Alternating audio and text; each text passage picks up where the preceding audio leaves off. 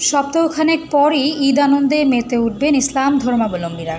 আর তাই তো পরিবারের জন্য পোশাকসহ নানা উপহার কিনতে সবাই ভিড় করছেন রাজধানীর বিভিন্ন শপিং মল ও খোলা মার্কেটে।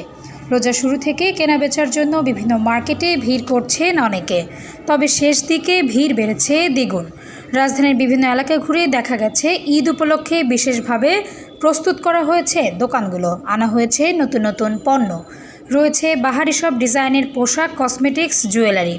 পাশাপাশি শপিং মলগুলোতে বিভিন্ন পোশাকে দেওয়া হচ্ছে বিশেষ ছাড়।